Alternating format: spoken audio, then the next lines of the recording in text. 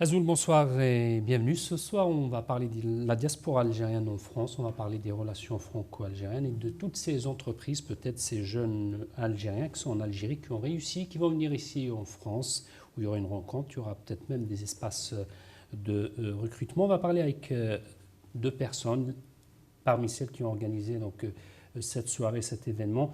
Marie-Aude Labrosse, bonsoir. Bonsoir. Très bien. Alors vous êtes directrice et fondatrice aussi donc International Talents Network. Et puis Aklim Louli, bonsoir. Bonsoir Azoul. Donc vous êtes délégué général du CEMI en Europe.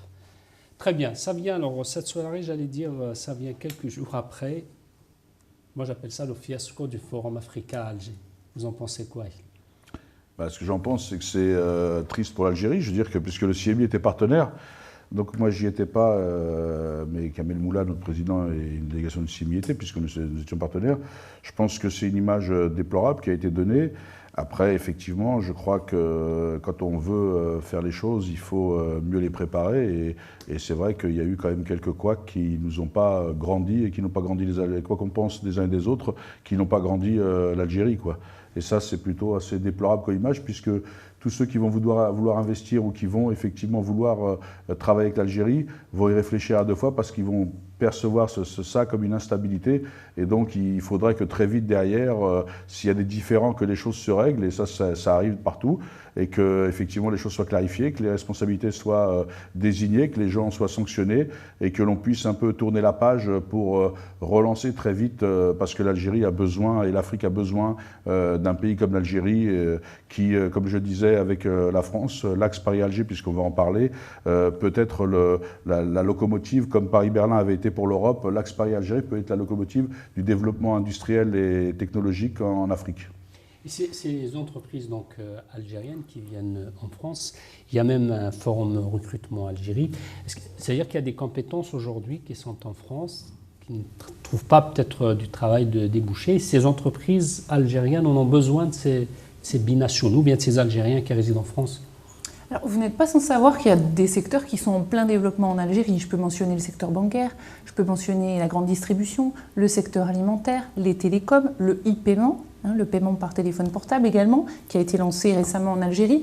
Ce sont des secteurs sur lesquels, en effet, l'Algérie a besoin d'avancer et pour cela, elle a besoin d'un transfert de compétences, elle a besoin d'expertise qu'elle va trouver assez facilement dans sa diaspora. Donc finalement, quoi de mieux que de faire appel aux enfants de l'Algérie qui, à un moment donné, sont partis et donc pour certains, l'idée de revenir en Algérie est tout à fait envisageable. Même si, Akli, on a l'impression qu'on le dit et puis on le répète chaque année, l'Algérie n'a pas envie de sa diaspora. On en parlait il n'y a pas longtemps d'abord de l'article 51 de la Constitution, et puis on rencontre beaucoup de jeunes ici qui veulent partir là-bas. Ils trouvent des difficultés, des fois quand ils partent, au bout de quelques mois, ils reviennent en France. Oui, tout à fait, c'est aussi une réalité, mais c'est pas pour ça qu'il faut baisser les bras. Je crois qu'effectivement, il n'y a pas une réelle volonté de travailler avec la diaspora, pour différentes raisons, pour aussi des raisons politiques, la peur d'accélérer le processus démocratique, un certain nombre de choses, parce que les gens, effectivement, apportent une réflexion. Mais en même temps, il faut savoir que c'est quand même un des rares pays où les enfants restent attachés à l'Algérie, culturellement, par le biais de leurs parents, etc. Donc il y a un lien très fort. Et ce que disait Marie est important parce que c'est vrai qu'elle a besoin de valeur ajoutée. Et cette valeur ajoutée, elle l'a à travers sa diaspora. Si elle l'avait pas, et on voit bien que, y compris la diaspora en France, doit partir parce qu'il y a des discriminations en France, il ne faut pas l'oublier. Et je viendrai après parce que maintenant, ils ont aussi des discriminations en Algérie, c'est pour ça qu'ils reviennent. Il ne faut pas les voir comme des gens qui viennent concurrencer le local, mais comme des gens qui viennent créer des synergies pour améliorer, travailler ensemble. C'est ça, c'est le regard que l'on porte. Et aujourd'hui, les politiques, vous avez raison de le dire, avec l'article 51 devenu 63, il y a effectivement cette confusion entre le patriotisme et le nationalisme. Et donc aujourd'hui, il y a des gens qui utilisent ça parce qu'ils n'ont pas de projet politique. Et donc, comme en France, quand on a des faux débats sur l'identité, etc., c'est parce qu'on n'a pas de projet politique à proposer. Et ce que je trouve intéressant chez ETN, c'est qu'eux, ils ont justement un projet politique. Elles ont, les deux, parce qu'il y a Amina avec ils ont une vision, effectivement, de développement de l'Algérie. Elle a cité les secteurs dans lesquels on pouvait, mais on pourrait au jour ajouter demain la robotisation, l'automatisation, tout ça, les nouvelles, c'est big data et tout ça. Donc, on peut rajouter ce secteur-là. Et donc, dans ce secteur-là, on a des enfants, et j'y reviens, qui fuient la France pour fuir la discrimination et qui sont payés 3 fois plus cher au Japon, aux États-Unis. On a des gens brillants qui vont partout. Et c'est dommage que ces gens n'apportent pas leur savoir à un pays qui a besoin d'être en devenir, mais parce qu'au-delà de l'Algérie, il faut quand même savoir que c'est l'Afrique. Il y a des pays qui doivent être locomotives en Afrique, c'est effectivement l'Algérie, l'Afrique du Sud et le Nigeria, et ces pays doivent remplir cette mission. Parce qu'on ne peut pas parler de développement de l'Afrique, parce qu'en réalité, l'économie aujourd'hui, elle est sur le bassin méditerranéen. Comme ce bassin était au XIIe, au XIVe siècle, un bassin de rencontre, de richesse, d'échange, on doit retrouver ça. Ça ne doit pas être là où les gens viennent mourir, c'est là où les gens viennent vivre, se ressourcer. Et donc, nous avons tous une responsabilité. Cette responsabilité, c'est de porter l'Afrique de demain. Et en portant l'Afrique de demain, c'est pas de la philanthropie gratuite, c'est-à-dire qu'on porte aussi le devenir de l'Europe de demain. C'est ça que les gens ne comprennent pas. En même temps, vous avez travaillé en Algérie, vous êtes resté 3 ans, vous étiez même à Campus France, donc vous devez comprendre, vous devez le savoir, il y a des milliers de jeunes qui souhaitent partir, si ce n'est pas des centaines de milliers, finalement. Oui. Comment dire aux jeunes aujourd'hui qui sont en France, ah non, vous devez penser à repartir, à travailler en Algérie, comment les convaincre? Alors moi, si je suis là aujourd'hui, c'est précisément parce que j'ai travaillé avec ces jeunes qui partaient et que j'ai constaté que malgré les compétences qu'ils acquéraient, et la formation qu'ils avaient reçue en Algérie, ils ne trouvaient pas toujours un débouché à leur niveau en France. Et que beaucoup voulaient rentrer, mais que c'est compliqué de rentrer sans emploi en Algérie. D'où ce partenariat avec Amina Kara, qui est mon associé depuis maintenant presque 4 ans, pour proposer quelque chose de structuré qui permette à ceux qui souhaitent rentrer des solutions. Et je dirais qu'au-delà des aspects politiques, l'économie, les entreprises demandent ces compétences. Donc c'est vrai qu'on nous dit toujours... Oui, mais l'Algérie ne veut pas, et le 59-41, etc.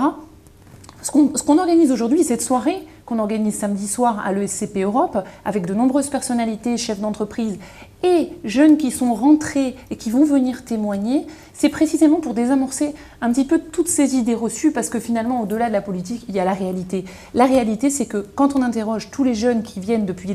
On en est à notre 4e édition du forum ITN Emploi Spécial Algérie à Paris. Quand on les interroge, la première raison de retour en Algérie, c'est pas une raison professionnelle, c'est l'appel du pays, c'est retourner vers la famille, c'est le pays. Donc finalement, ça va au-delà d'une analyse macroéconomique, ça va au-delà d'une analyse raisonnée, c'est rentrer au pays. Mais en même temps, quand ils rentrent, ils repartent, puisque vous êtes à la 4e édition, vous gardez peut-être contact. Est-ce qu'ils sont contents? Est-ce qu'ils sont déçus? Est-ce que la majorité reste ou finalement ils reviennent?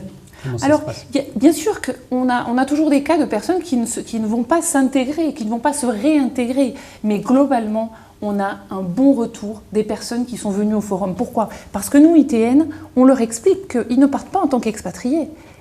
Ils rentrent dans un pays qu'ils ne vont pas changer, qui est comme ça.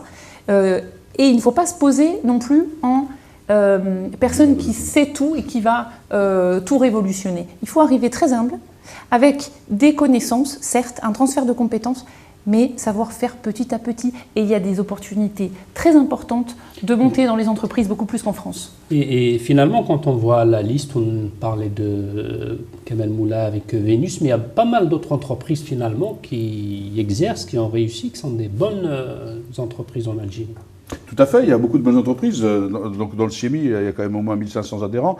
Moi j'aime bien, c'est effectivement, il y a un côté patriote chez Marriott, parce que c'est intéressant que ce soit Marriott qui dise tout ça. Parce que c'est vrai que c'est assez intéressant, parce qu'elle connaît l'Algérie des fois mieux que certains qui sont. Donc vous voyez comme quoi il n'y a pas à se replier ou se renfermer. On a essayé de faire en sorte de faire avancer. Et c'est bien parce qu'elle pose les choses telles qu'elles sont. Elle n'essaie pas de masquer les choses. Et c'est pour ça qu'il faut aussi, c'est important, parce que jusqu'à maintenant, beaucoup de gens ont vendu du rêve. C'est comme ou essayer de vendre du sable à l'Algérie, alors que c'est un pays qui a le plus grand désert dans le monde. Donc le sable, c'est pas la peine d'essayer de leur en vendre. Donc voilà, il faut aujourd'hui, elle a raison, expliquer que c'est pas simple, que comme en France d'ailleurs, comme partout, et qu'il faut faire sa place. L'humilité, c'est important. Et quand on se positionne en dehors de leçons, forcément, on crispe les gens. Et puis elle a expliqué que c'est pas des expats, c'est quand même des gens qui reviennent, disons, de la famille. C'est pas une situation comme on le faisait. Nos parents l'ont toujours fait.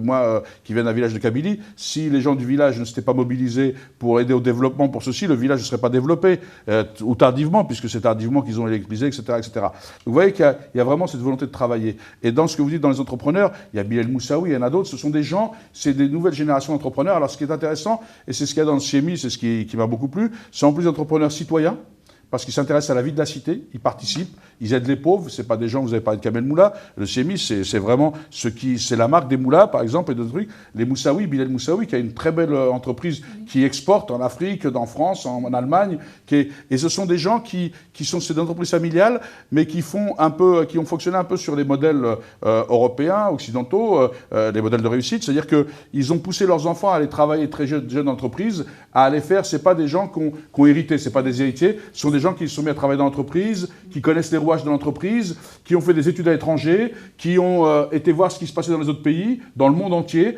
et donc du coup ils ont apporté cette valeur ajoutée, ils ont pu acquérir de la technologie, et donc du coup on a des fleurons et des entreprises qui sont Vénus et le numéro 1 du cosmétique au Maghreb, et n'a rien à envier aux produits en termes de qualité, à L'Oréal, Schwarzkopf, etc. Très bien. En même temps, on est à la veille de la campagne électorale. On va encore reparler de l'immigration. Puis on se dit finalement, il n'y a pas une immigration économique entre les deux pays, des deux côtés. Hein. C'est plus une immigration familiale. Mais quand on voit les jeunes d'ici qui ont acquis des compétences ne partent pas là-bas, même s'ils sont nés ici. Et à part les étudiants, on ne ramène pas vraiment des gens qui ont de la compétence pour travailler ici en France, du moins se former, rester quelques mois et repartir en Algérie.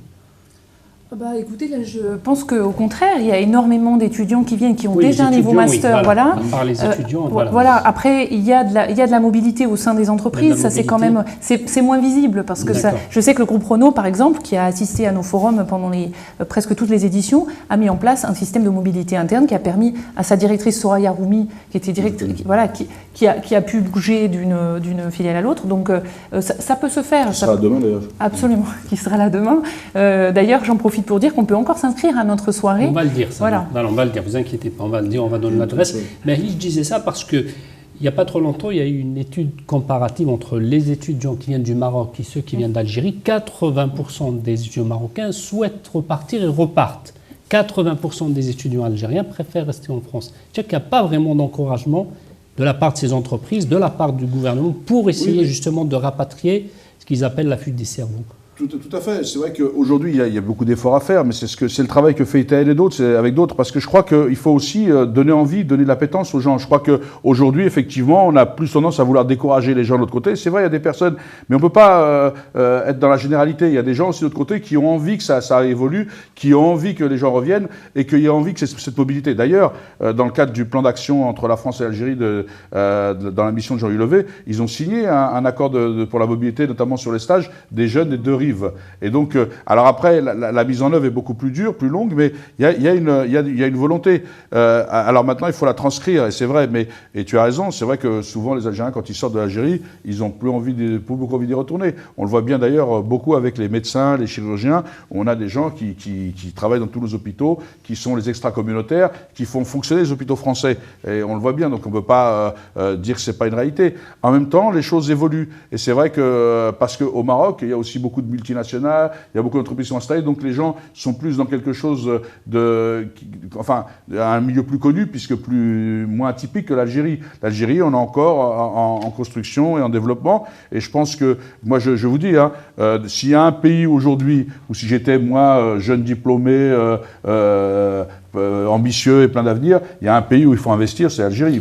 Il y a quelques jeunes qui sont nés ici, qui ont eu leur diplôme ici, qui souhaitent repartir ou qui repartent. Oui, ça je peux vous l'affirmer. Alors c'est vrai que nous au départ on était partis sur le concept du fait que j'ai travaillé avec les étudiants algériens qui venaient en France, on pensait plutôt s'adresser à cette cible-là. Et on a été très surpris de se rendre compte qu'il y avait une grosse part de personnes qui étaient nées ici et qui étaient tout à fait à même de rentrer, de s'adapter. La responsable des ressources humaines de Renault, par exemple, qui a vécu toute sa vie en France.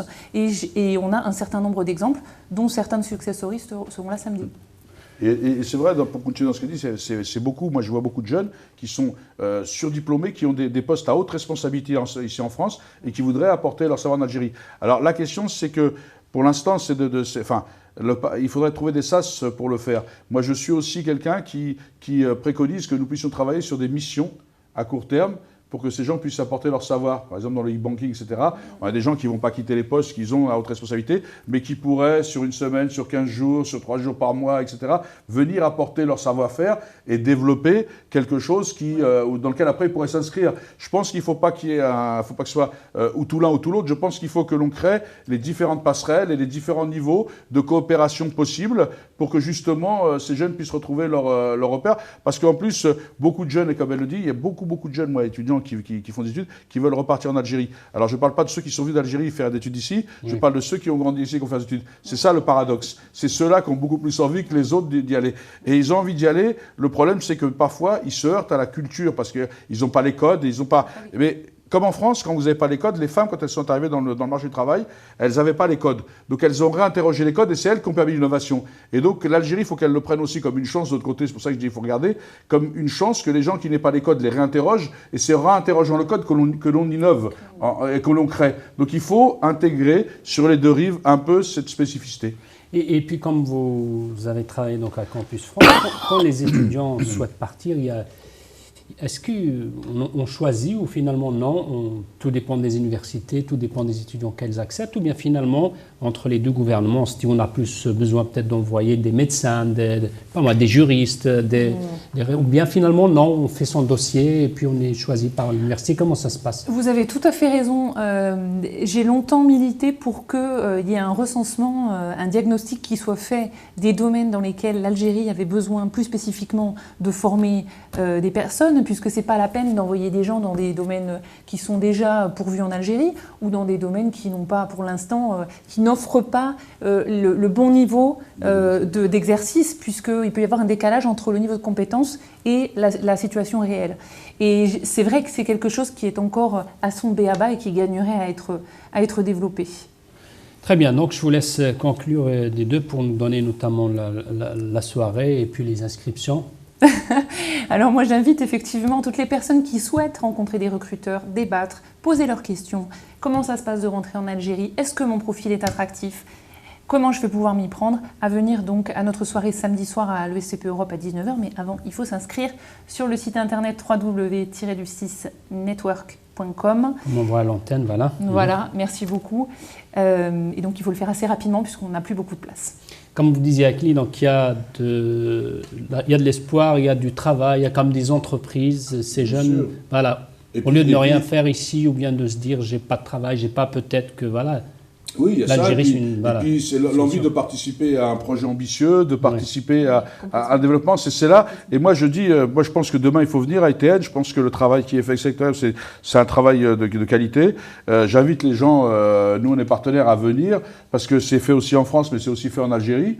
Comme on invite aussi les gens, il faut le dire, à venir. Et je pense que ce travail qui est mené par Marianne et Amina Kara est un travail de qualité qui ouvre des perspectives et qui permet aux gens de s'accaparer les outils, de voir des portraits, de voir des gens, de venir écouter des gens qui ont réussi, qui parlent de l'entreprise, qui vont dire pourquoi ils ont besoin d'ailleurs, parce que la soirée de demain, c'est pas qu'il faut s'inscrire au dîner, parce que c'est aussi, ils vont entendre ce que les chefs d'entreprise algériens recherchent et ce qu'ils attendent eux aussi, parce qu'il faut se parler. Le problème aujourd'hui, c'est qu'on n'a pas instauré suffisamment le dialogue, et je trouve que ITN est un des acteurs de ce dialogue entre les deux rives qui paraît, qui augure, à mon avis, de belles perspectives pour l'avenir. Donc j'invite tout le monde à être là et je sais que vous serez là, moi aussi. Avec plaisir. Donc il faudrait d'abord s'inscrire. Absolument. Voilà. Merci à vous deux. Voilà. Merci beaucoup. Merci. Merci à vous d'être restés avec nous. Restez avec les programmes de la Télévision. Ba'ad al-Khamis.